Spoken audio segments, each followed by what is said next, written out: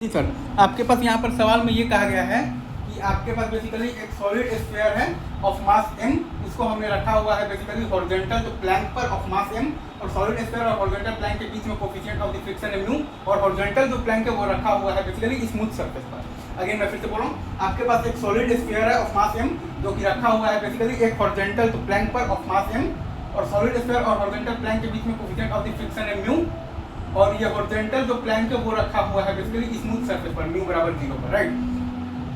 तो हम लोग बेसिकली ये जो हॉरिजॉन्टल जो प्लैंक है उसको बेसिकली F4 से खींचना स्टार्ट किया है हम लोग बेसिकली। तो ये जो हॉरिजॉन्टल जो प्लैंक है उसको बेसिकली F4 से खींचना स्टार्ट किया है, राइट। हम लोग बेसिकली तो ये जो हॉरिजॉन्टल जो प्लैंक है उसको बेसिकली F4 से खींचना स्टार्ट किए हैं, ये बात आप समझ लें। हॉरिजॉन्टल प्लैंक को F4 से खींचना स्टार्ट किए हैं। तो शुरू में आप देखिएगा ना, इनिशियली तो v स्क्वायर बराबर 0 है, और आपके पास बेसिकली ओमेगा स्क्वायर बराबर भी 0 है, और v ऑफ द प्लैंक बराबर भी 0 है। इनिशियली अगर आप ध्यान दीजिएगा तो v स्क्वायर बराबर 0 है, ओमेगा स्क्वायर बराबर 0 है, और v ऑफ द प्लैंक बराबर भी 0 है। तो आप ध्यान दीजिएगा तो v स्क्वायर और plus omega square into r equal to v Planck already है, मतलब कि v स्क्वायर और plus omega square into r equal to v Planck already है। तो अब बस स्टैटिक फ्रिक्शनल फोर्स अपने आप को ऐसे एडजस्ट करेगा ताकि a स्क्वायर और plus alpha square into r equal to a plank use है, और तो v स्क्वायर और प्लस ओमेगा स्क्वायर मतलब कि इनटू r equal to v plank pure rolling maintain रहे।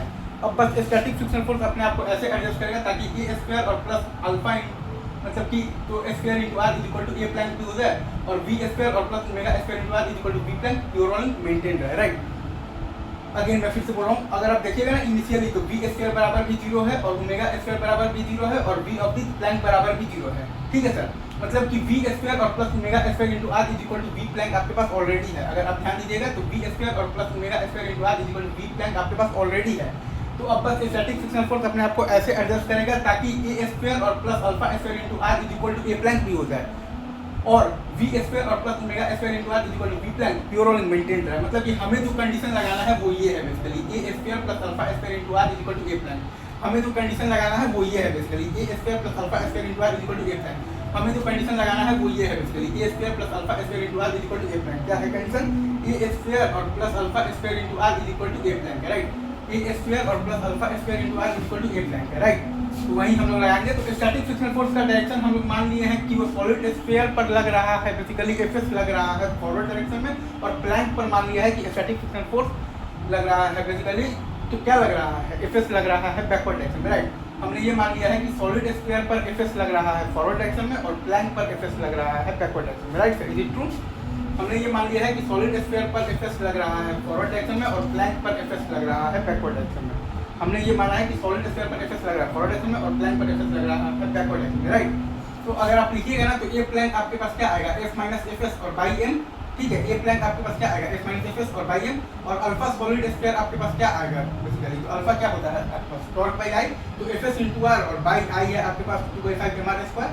अल्फा सॉलिड स्फीयर आता है आपके पास टॉर्क बाई i, तो Fs into r by i है आपके पास 2/5 mr स्क्वायर, तो वो आ गया है आपके पास basically 5 Fs into r by आ गया है 2 mr square. Alpha solid square आपके पास आ गया है 5 Fs इनटू r बाई आ गया है 2 mr स्क्वायर, राइट। अच्छा, और a स्क्वायर आपके पास क्या आएगा? Fs by m। a square आपके पास क्या आएगा? Fs और बाई m। a स्क्वायर आपके पास क्या आएगा? Fs और बाई m। तो आपके पास प्योर रोलिंग का कंडीशन क्या है कि a स्क्वायर और plus alpha square into r equal to a plank. आपके पास प्योर रोलिंग का कंडीशन क्या है? a square plus alpha square into r equal to a plank. तो वो लगा दिए हैं। तो Fs और बाई m, और प्लस क्या है आपके पास basically 5 Fs r square by 2m r square is equal to f minus Fs और बाई m। a प्लैंक है आपके पास बेसिकली f माइनस Fs और बाई m। तो यहाँ से आप देखिएगा तो Fs का वैल्यू आ गया है 2m f बाई आ गया है बेसिकली 7m प्लस 2m। तो अगर आपके पास m बराबर m है तो Fs का वैल्यू आ गया है तो बेसिकली तो क्या आ गया है 2f बाई 9। तो a प्लैंक आपके पास आ गया है 7f बाई 9m, और a स्फीयर आपके पास आ गया है बेसिकली तो 2f बाई 9m। तो इस तरह से आपको चीज़ों को एनालाइज करना है, ठीक है। आई गेस ये सवाल आप बहुत अच्छे से समझ होंगे, ठीक है। अभी रखते हैं यहीं पर, बाकी बातें आगे।